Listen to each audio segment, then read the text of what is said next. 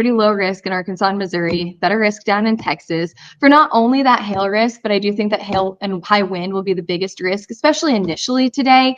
And then storms will begin to cluster, forming more of a wind and tornado risk for tomorrow. And there is your significant hail model for today. Again, a lot of that larger hail focused down in Texas, Dallas, and to the southwest.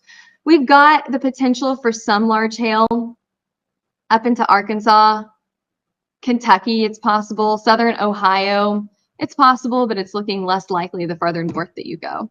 So we're really zooming down into Texas here, showing you that even into the late night hours, we still have a really good chance for some large hail in Dallas. However, that goes down significantly after about midnight tonight. Let's take a look at that hail forecast today. We nailed this forecast in Nebraska a few days ago, but it just didn't verify last night in Oklahoma. So what will we see for today?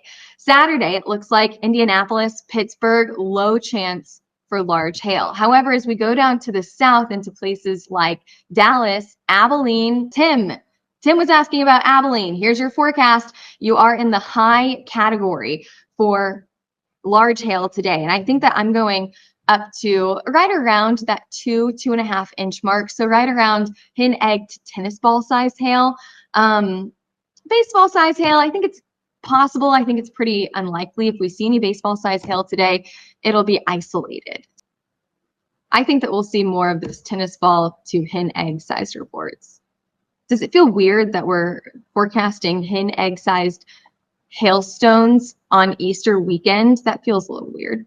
Okay, taking a look at your tornado risk for today, we have upped it just a little bit compared to yesterday. Large hail also in that high category here. Flooding is also an increased risk today. There's an area that I want you to be very, very cautious of, anywhere from Oklahoma City down into northern Texas, including Wichita Falls, all the way up into Joplin, and even just south of St. Louis.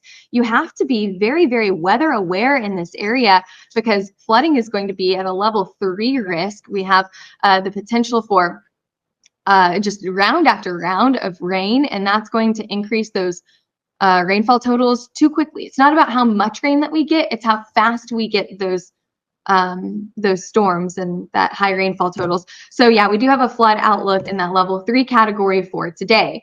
High wind down in Abilene, down in Dallas, but for the most part, that high wind is going to be in between that 65 to 70 mile per hour range. So I'm not terribly concerned with the strong wind speeds today.